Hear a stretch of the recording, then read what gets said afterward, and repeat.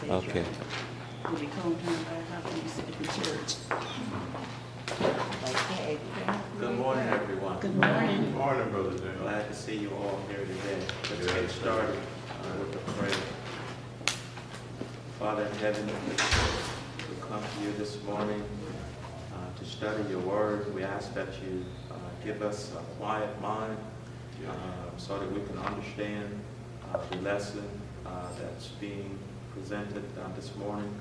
We ask that you continue to bless us with a sound mind so that we can understand. We ask that you watch over our brothers and sisters that are on their way to the building. In Jesus' name, amen. Amen. Good. So what we're going to talk about today is one of those controversial topics in the faith is giving. Some people are misunderstood about giving and try to rationalize not giving. So we're going to cover some of the verses in the Bible that concern giving and how we should give and why we should give, etc. So I gave you a sheet with the verses that we're going to go through this morning.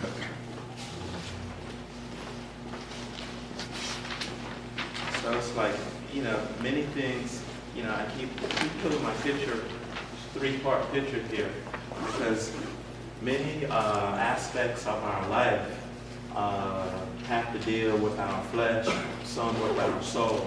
And we know that since we've been baptized, we have the Spirit and we're connected to God.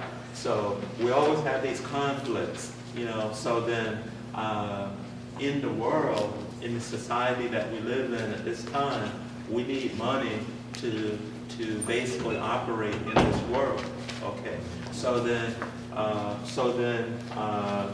the money that we need to buy the things to sustain us in the world, or basically a lot of them have to do with our flesh. Okay, so then here comes the conflict. The flesh wants us to spend the money on the things to please it. Yes. Okay, but God also says that we're supposed to give or return to Him a portion of what we've been blessed with in the world. Okay, but the flesh wants it all.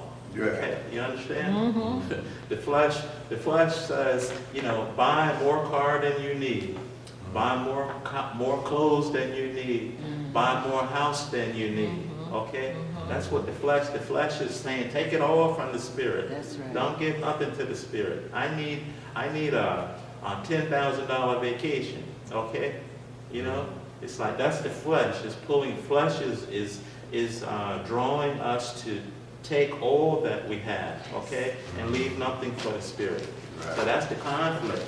So we have to overcome that. That's right. So we talked about the whole purpose or the whole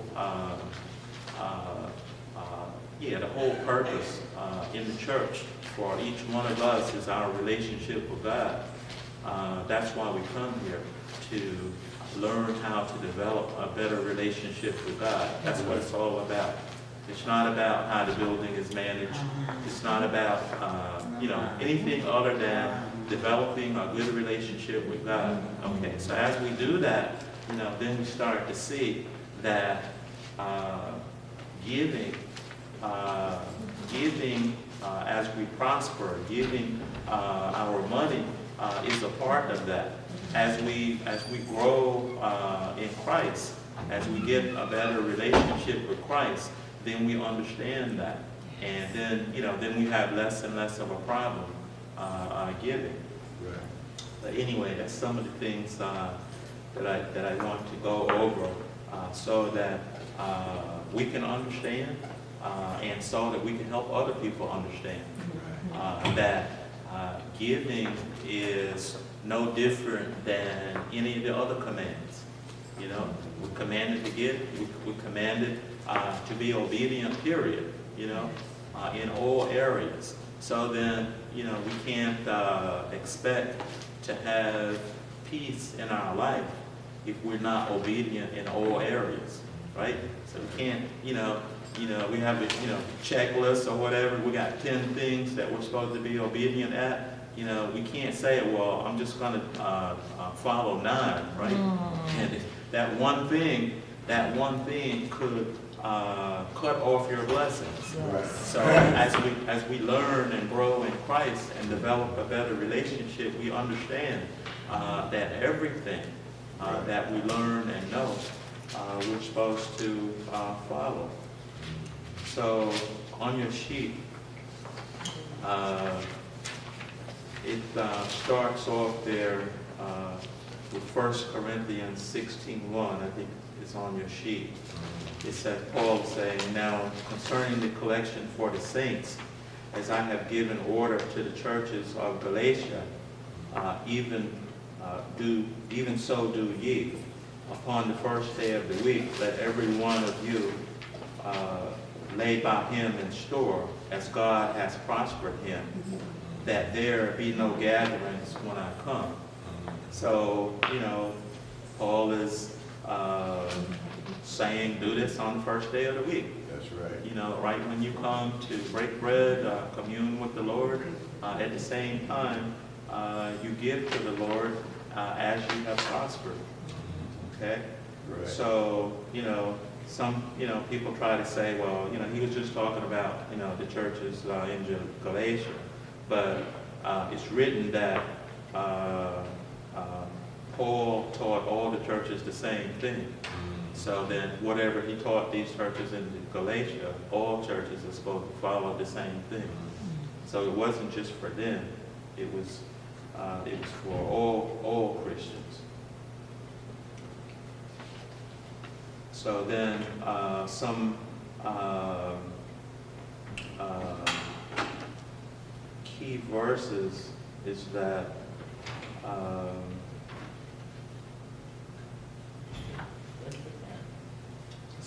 you take a look at 2 Corinthians 9:7. That may be on your sheet too, where Paul tells the Corinthians, let every one of you lay by him in store as God has prospered him. But then he also says in 2 Corinthians 9:7, every man according as he purposeth in his heart, so let him give, not grudgingly or of necessity, for God loveth a cheerful giver. So we keep coming back to our relationship with God. Yes. So, here, that's what Paul is saying. That Paul is saying that, he can't tell you to give 5% or 10% or 15%. It's up to your relationship with God. So then you want to consider your relationship with God when it comes to giving. You want to remember things like God gave us his only begotten son. Okay. God gave us salvation. Right?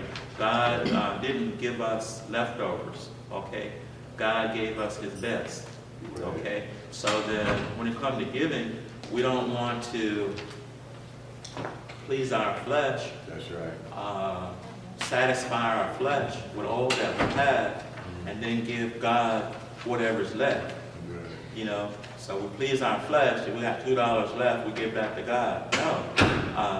The relationship with God requires us to think about what we're going to give. So that when we first prosper, when we first get money, that is the time for us to sit and think, how much am I going to give to God? Not after we do all the stuff that we want to do. Right. For ourselves and everybody else that knows us. Yes. Right. Yeah, brother. Yeah, because if God give us his best, we have to give him his best. Absolutely. We to give him the top of ours. That's right. So what we're telling him, what we're showing God in our giving, what his relationship means to us. Wow. Okay? That's what we're telling him. So then, if his relationship doesn't mean much to us, then we give him our leftovers. And he knows that. Paul says, uh, what did he say? Yeah, every man according as he purposeth in his heart. Right. It all comes back to our relationship with God. So he knows what's in our heart, and we show him what's in our heart through our giving, through all the other areas of our Christianity. Yes. How we treat his people, how we treat all people, how we, show people love. Right. God sees all of that. So giving is just one more thing. That's you know? right, yeah. Yeah, it's just one more thing that we show him how important he is to us. Okay, so before Christ, there was the tithe, the 10% rule in the law. But Christ says that is not what God cares about. God doesn't care that you grudgingly give 10%. You know, God cares about your what's in your heart.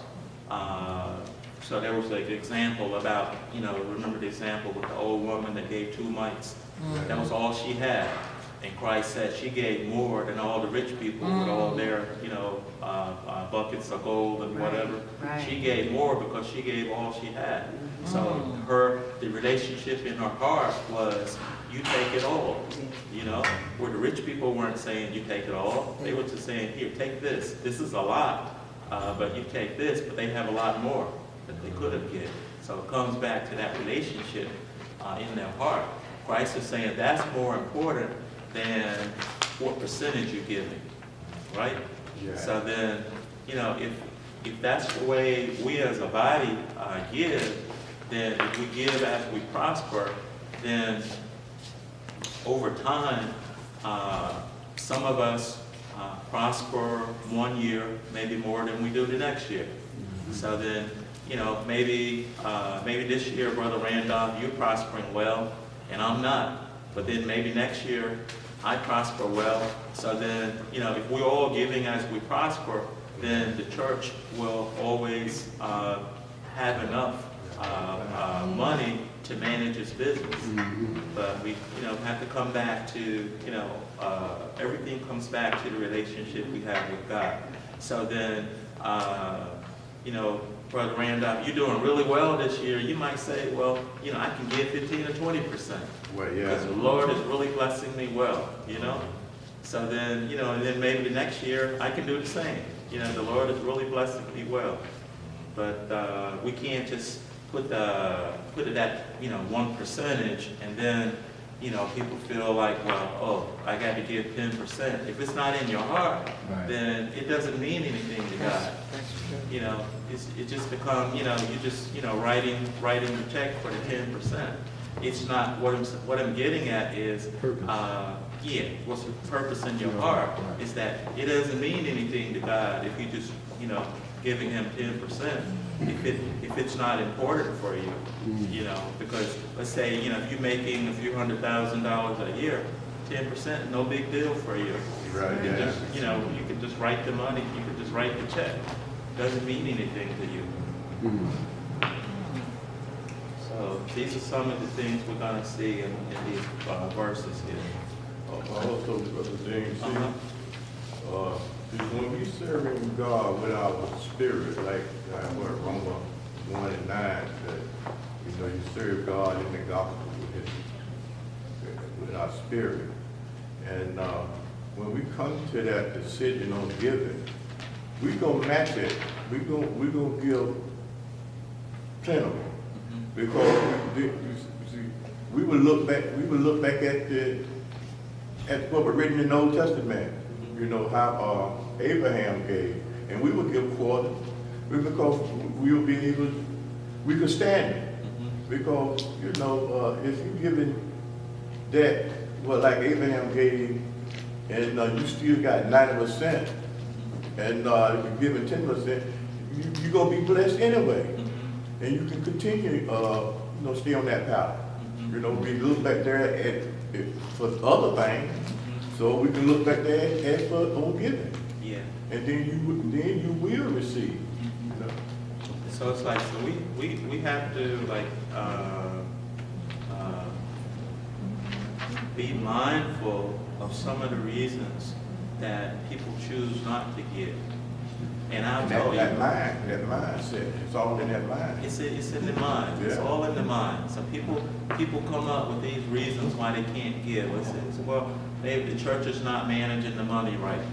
You know, that was one kept me out of the church many years, because I, in my worldly mind, said I'm not paying for the preacher's Mercedes and Cadillac.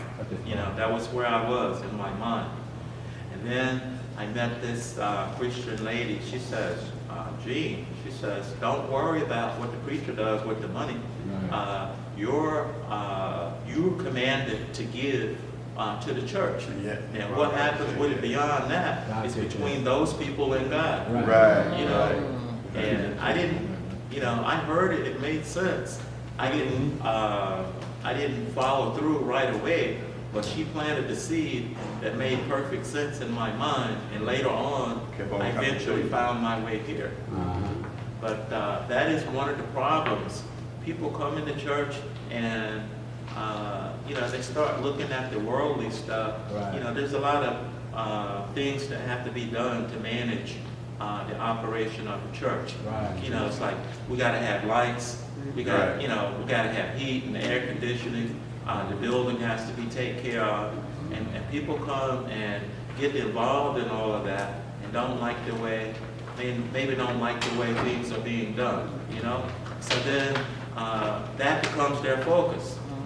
That becomes their focus in the church, is how the building is being managed, or, you know, how the van or whatever, you know, how those things have nothing to do with our relationship with God. So those things should never be the focus of why we're here. So then, you know, people, you know, bump heads, they get all upset, and, you know, they don't come for a couple of months because somebody, you know, upset them, hurt their feelings or whatever. No, it's like we have to remember why we come here. We're not coming here to focus on how the building's being managed, you know. Or We're like a coming social here club. to improve, to serve God, improve our spiritual relationship with God. That's why we come here. So that's just one reason, you know, why people say, well, I didn't like the way they did this, so I'm not gonna give them any money this month. You know, hurting themselves. They're hurting themselves, because the people that they're upset with are not the people that commanded them to give to the church. God commanded them to give to the church. You know? So it's like, if you have a problem with an administrator in the church, the way he manages the money, what you do? You do what you do with all your Christian brothers and sisters. You pray for him. You go to God in prayer, ask God to help him make good judgments with the use of the offerings that are made to the church. You know, it's not your place to, you know, pass judgment on people and, you know, make that decision that you're not going to support the church because you don't like the way the church is being managed. That's your second priority. You know, you come in here to build a strong relationship with God. Yes. Never forget that. I could say that because, like I said, that kept me out of the church for a long time, looking at the worldly stuff. Yeah, me too. Yeah. I remember the time we was all hanging out, and all of a sudden one of the guys quit hanging out with him. And what happened to him? Man, he in church, and I was talking to him, he used to say he would get, I said, man, I should go there and meet him at the church and get that man. No, man, I said, oh, Lord, have mercy. You know, sometimes now, man, I think about, you know, things, you know, what holding me from this church. That's right. Foolish. Man, I'm telling you, every person walking down this street has a reason in their mind why they don't come in here. Yeah. It doesn't make any sense to us, but it makes good sense to them. Well, yeah. They all have a reason. Yeah.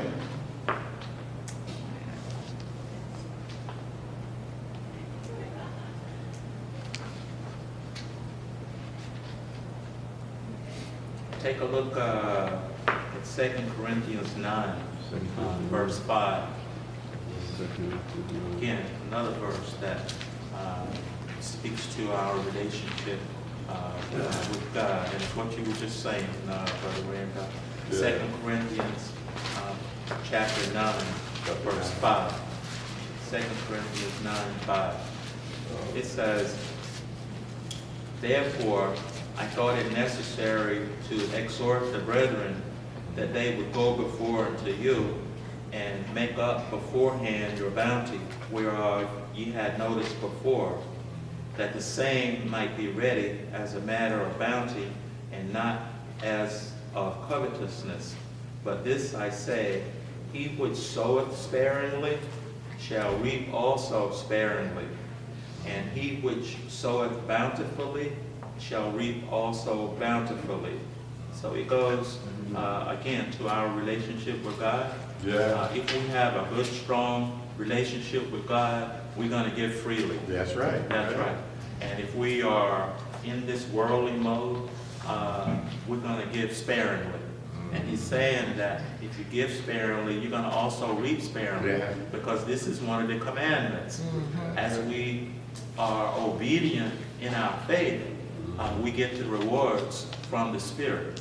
Okay? So this is just one of the, several commandments, things that we have to do. That's right. Yeah.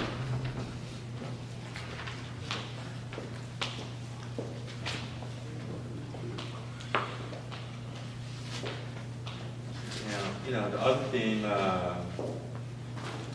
is that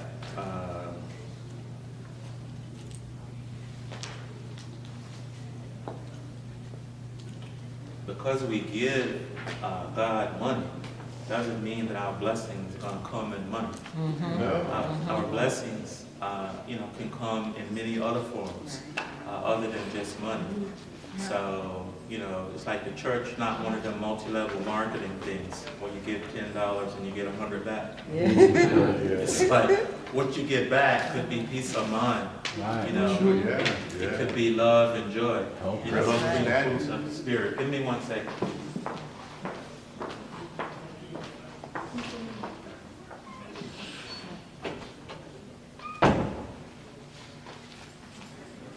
That makes a lot of sense. Because sometimes it's like we just going through the motion. When you just going through the motion and doing exactly the same thing, it's not the same as when you feel God and doing it according to that. I narrowed it down. Yeah, it's like a part of your schedule. That's right. That's right. No, I was just thinking, when we're just going through the motion and our giving and everything else, it's not the same as when we're giving as a part of our feeling for God and what God has done for us. It's a big difference. That's what I was saying. God wants you to think about what you're giving. When you first,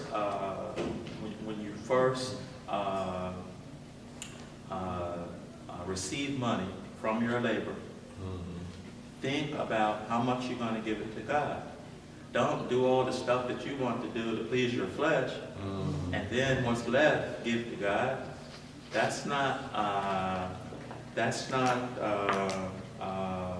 what's written. What's written is that God wants you to think about what you're going to give Him. So you think about how appreciative you are for all that He has done for you. Okay? And you do that when you first are rewarded, when you first get paid. That's the time to think, that, God is, just like the electric bill, It's how important is the electric bill to you, right? So you think about how important, how important is the cable bill to you, the electric bill to you, right? So that is the time to think, how important is God to me? That's right. Okay. So that'll help you overcome your flesh wanting you to spend all the money to please your flesh. Okay? Yeah, go ahead. Like me myself, like when I get paid, I separate God money right then. You know, I come to that conclusion, you know, after I was in the church. Well, when I first got in here, I was like some of the rest. But kept on hearing Brother Matthew teach on that, you know, and said, try it. And then I come back to that conclusion, you know, to be seen, I used to hang out in the bars, how I used to run the bar, you know, they said, hey, we drinking on Brother, well, not Brother, we drinking on Red Knob for the night. And then I come to that conclusion, you know, be a cheerful giver to the church. And I come to conclusion his word. And then that's when this come on me, when I get paid, you know, like now I'm in all the business, you know, every day I get paid, I separate God money then. Then if I have to go back out another day, I separate it then. And I push it in my Bible. So this way, it don't even, it's not coming to be a habit. I don't even miss it. You know, and he getting his part, and trust me, he making sure I get mine. And you know, sometimes I get the house and all of a sudden, I get a call unexpected. Hey, I got a load of scrap for you. And then sometimes, just like last month I went out, you know, unexpected, all of a sudden, the price got raised. You know, wow, thank God. And then in the guy who escaped, you know, in the mellow room who tell you the price, who makes the price. Sometimes they don't have to tell you. Right. You know, then like this week, a lot of keep that for things went themselves. up. I didn't even have no idea that they went up. And it was like a 25 cent more this week, you know? Yeah. That's good, Brother Randolph. It's like, we went over a few weeks ago that the kingdom is hidden until you believe. Right. Yeah. So because you believe, you can see, Right, you know, the result. You can see the kingdom because you believe it's real. Right. People that are here are focused on their flesh. They can't see the kingdom. Yeah. The Spirit won't allow them to see it. Yes. The Spirit keeps them blind until they believe, until they have Christ in their heart. Yeah. Then once they get Christ in their heart and they believe, then they can start to see, and then they can overcome this issue that they have with giving. Because the issue they have with giving, I'm telling you, only has to do with their flesh. Yeah, the flesh wants it all, Yeah. right? Yeah. Amen. So, you know, we can, you know, help ourselves and our thinking, and that'll help us get other people to see, help us get other people to overcome the obstacle that they have when dealing with their flesh, and get them to see. It's nothing but your flesh. Yeah. That's, Nothing. Your flesh want it all. yeah. Your flesh want the $500 suit. Yeah. Okay? Yeah. Your flesh don't want to give $100 to the church. Right. Your flesh don't say the $400 suit not enough. You know, I want the $500 suit, Yeah. right? So the flesh want to take the 100 that's supposed to go to the church and put it in the suit, right? Yeah. That's Bless that you, old son. line. But you know, that's why I like to put this picture. It help you see. Yeah. It help you see, you know, the conflict here between the flesh and the spirit. It's always there as long as we're in the body. We're going to have this conflict there. But we can call on the Lord for help to keep the flesh in check. Okay?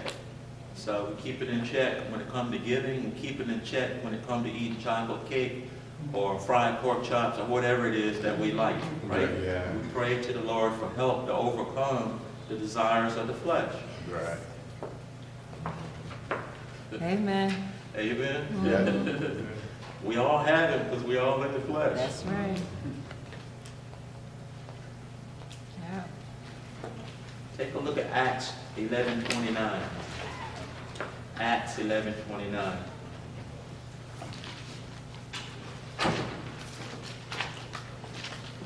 Just another verse that, you know, says that, you know, we should give according to our ability. Acts 11:29. It said, "Then the disciples, every man according to his ability, determined to send relief unto the brethren which dwelt in Judea." So again, you know, they gave to the church as they were able. You know, so.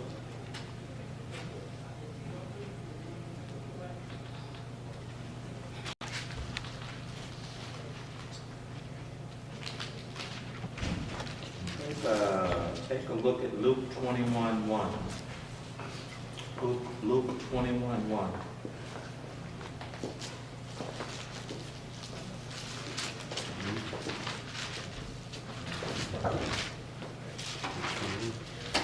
Luke 21:1 says, "And he looked up and saw the rich men casting their gifts into the treasury. And he saw also a certain poor widow casting in thither 2 mites. And he said, Of a truth I say unto you, that this poor widow hath cast in more than they all. For all these have of their abundance cast into the offerings of God. But she of her penury hath cast in all the living that she had." So she gave everything she had to the church. So, you can see that that meant more to God than all of the riches that the rich people gave. Because she gave everything that she was able to give. Okay?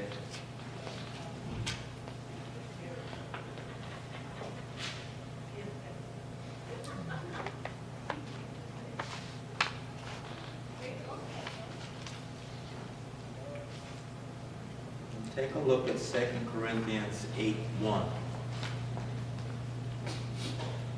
2 Corinthians 8:1.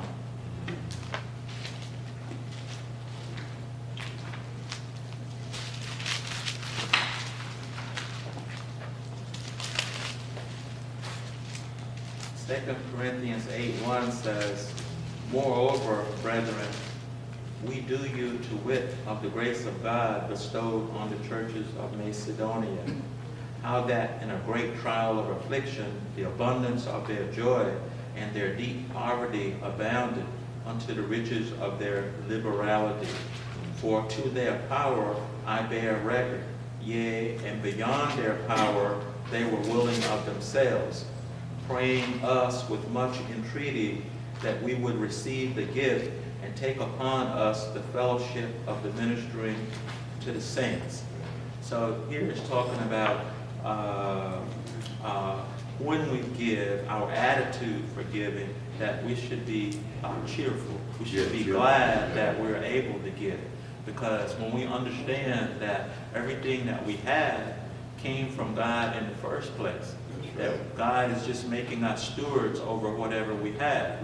So, in accordance with our obedience to God, He will allow us to be stewards over more. Okay?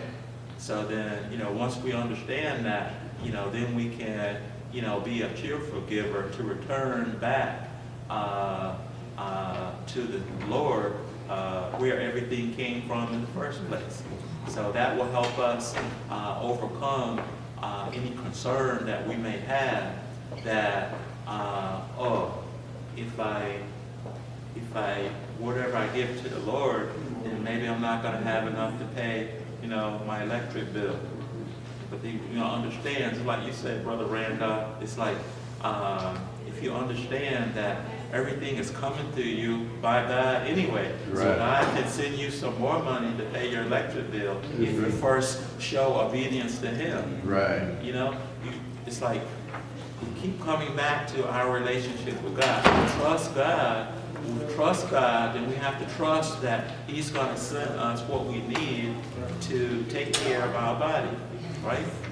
So then, that will help us overcome these perceived needs that we think we have. There's a special function going on at the church. I need a new dress. I need the new shoes to wear because everybody already seen the dress and the shoes that I got. So I need to go shop and buy new ones. I need to do that before I give to the church, right? Yeah. So that's the trap we get in. Yeah. Is that the flesh always finding a reason to take what belongs to God. Yes. So that's why what you were saying is exactly right, Brother Randolph. When we first get the money, Right. then it's when we purpose in our heart, we decide what we're going to give to God, not after our flesh thinks of all the stuff we can do with this Yes. money. Right. Because our flesh can spend all the money. Yeah. Look at Hollywood, look at the That's right. business executives that have, make millions of dollars every year and still trying to get more, Yeah. right? Because there's always something to buy, right? You get so much money, you can buy, people buying islands, right? People buying their own jet planes, okay? The flesh, there's never ending. The Yeah. flesh won't be satisfied until they own the whole world. Right. Okay? So we have to pray to keep our flesh in check. To say that, giving to God is more important than getting the new dress and new shoes, right? Because if I'm obedient to God and give to Him, He's going to find a way for me to get the new dress and new shoes, if that's what I need. That's Right, right. absolutely. Yeah, go ahead. And, Go ahead, Brenda. and also, it helps you to understand that the purpose again, the purpose of giving is also going to help God's church grow, which is the whole purpose of us being here in the first place, to That's- save souls and to help the That's church right. grow. That's right. Yeah, yes, that's true. I didn't get there yet, but no, it's okay. It's okay. Yeah, the church needs money because the church has physical things to take care of. But we, like I said, we don't even want to get too close to that. Yeah, Because we get too close to that, then we get frustrated with what the church administrators are doing with the money. So we want to focus with our part. Our part has Okay. to do with our relationship to God, doing what we're supposed to do for God. Yes. Okay? And that involves thinking about how much we want to give to God to manage His kingdom. It's like, what you're saying, Brenda, that's true. It's like the radio program costs money. That's used in evangelistic work. Our ministers have households to manage. They got to pay electric bill, heating, air conditioning, whatever. They need money to survive. So we have to help them so that they can stay Help in the save Word and souls. help us. That's right. Feed us in the Word. So we have to take care of them. That's right. All of those things are true, but I'm saying we have to first deal with this relationship that we have with God. God looks at every aspect of our spiritual being to determine how much He's going to bless us. You understand? So giving is just one aspect, okay? How we treat people is another, okay? So we have to do both. We can't treat people nice and don't give as we prosper and think that God is going to keep blessing us. It's not going to happen. Neither can we give and treat people bad That's right. and think God is going to keep blessing us. We have to be obedient in all areas, okay? And that's why we come to keep growing in grace, keep learning how to be obedient in all areas, okay? Brother Amen. Randy?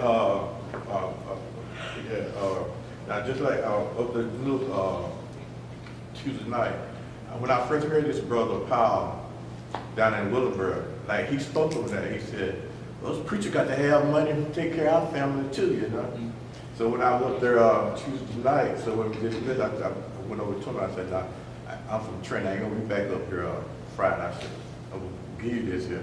And then I told him, I said, I remember when I first heard you that he got a big smile out of it, I said, like you said, preachers have to have money to take care of their family too, because I know when my daughter was small and how the good Lord blessed me through other people, for me to have money, to help her and stuff, he got a big smile out. But what I was saying, like you heard some of them say, well, I didn't pay my tithe this week, I didn't give for it, but I'll make it back up next week. That's the wrong access. That's right.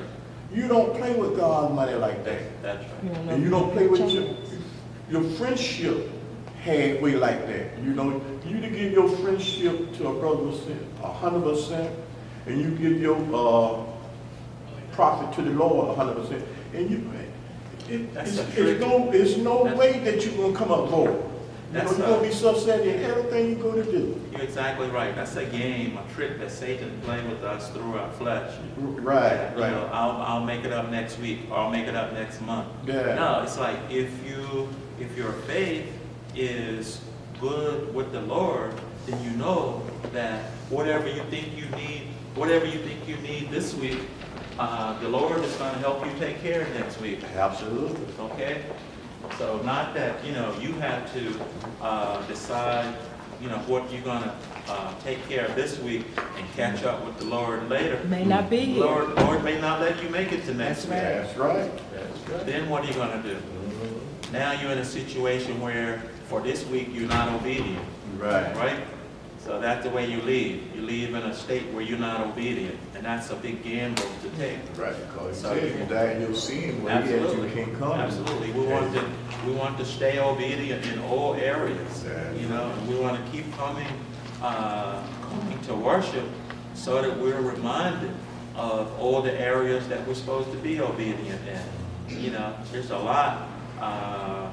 lot, it takes a lot of effort to become a good Christian, an obedient Christian, and that's why we have to keep meeting together to keep reminding each other how we're supposed to be, how we're supposed to think, how we're supposed to treat people. So,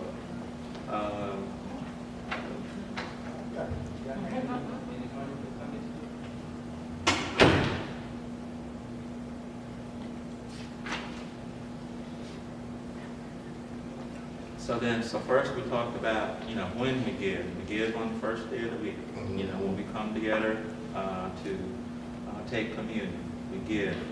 And then, we talked about how much we give. We give as we purpose in our heart, whatever our relationship is with God. That one, nobody can tell you. It's up to you. You have to decide, how important is God to you? Is God only important enough to get your leftovers? Or is God important enough that you think about Him when you first get paid? So, the thing is, there's some discussion goes around, about tithing. It's like, if Jesus wanted us to tithe, He would have commanded us to tithe. Go ahead. I don't know how to say this.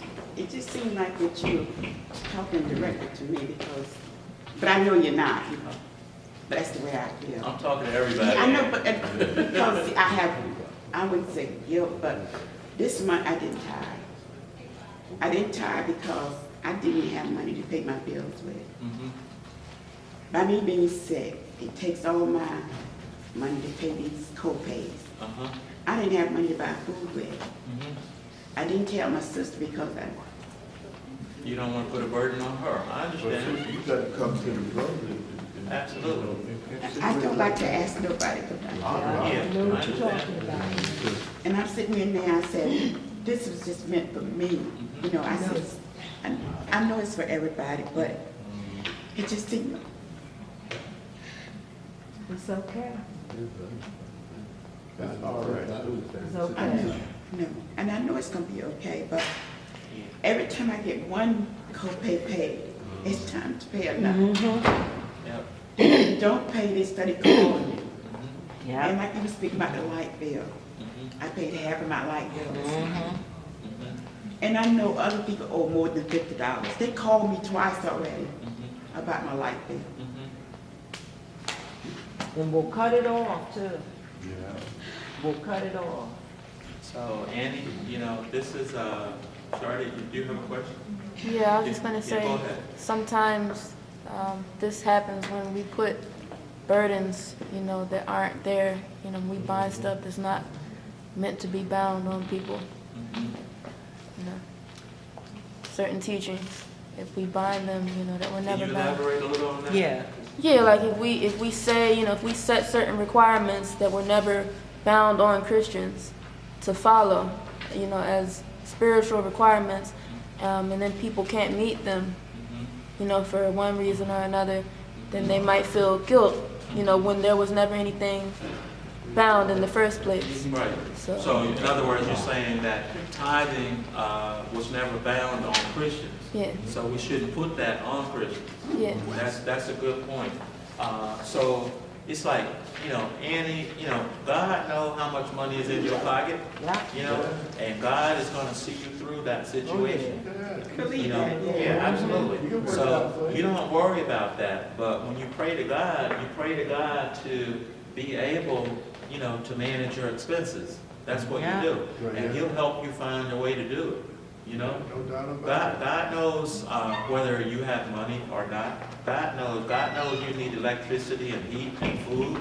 He knows that. So don't feel bad that you're not able to give to God. Okay? God knows that. So what He's doing is giving you time to work on your relationship with Him, so that when you do get money, you remember. Right, yeah. You remember.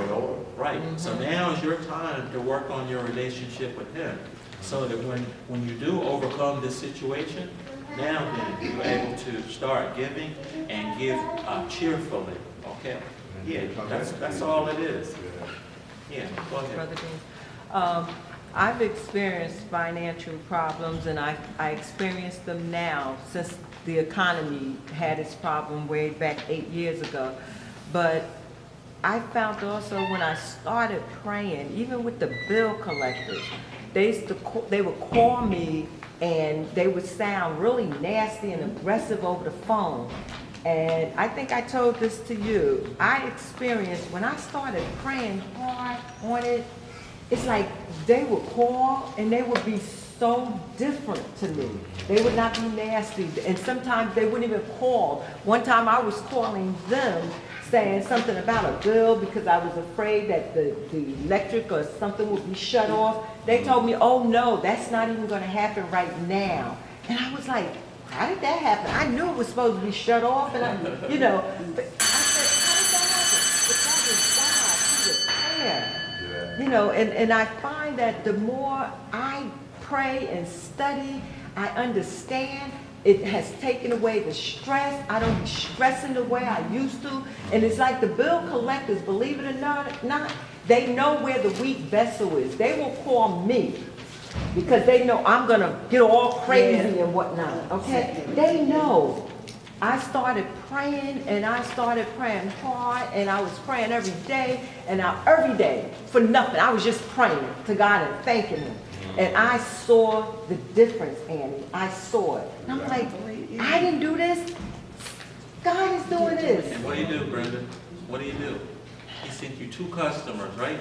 Yes. Buying like $4 or $5 million in property, right? Yes. Now all I got to do is find them some property. Yep. Okay?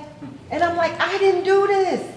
And people come to me and I tell them, The whole thing It's comes not back me. to our relationship with God. It God knows the changed. situation we're in, and Yes. He knows how to help us get out of it. That's right. Okay? So then, the situation, when the situation comes, it's our time to turn to God. yes.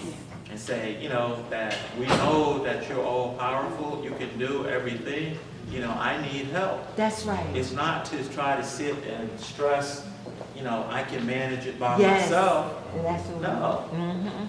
No, that's not. You have help that you can call on. And you know? never know where it's going to come from. Or I who- mean, or who's gonna who. come through. We're Right. talking to people that are non-Christians. Non-Christians was the one that came and helped us. They came through God. Right, They absolutely. came through God. Yeah. We were letting them know we were having financial problems, and they come telling Gene, look, I want you to find me $1 million property. And these were Muslims. That's right. Muslims, okay? But they came through Christ. Yes. Okay, they came through God to help us, So I know what you're talking about. But I found strength through the prayer, and I know that's what it is, because nothing else has changed but that. They Our trust- financial situations has When you changed let your that. light shine, people develop a trust in you. That's right. They trust us, Brenda and I, with their money, okay? Has nothing to do that we're not Muslims. They trust us to help them in their business deals, okay?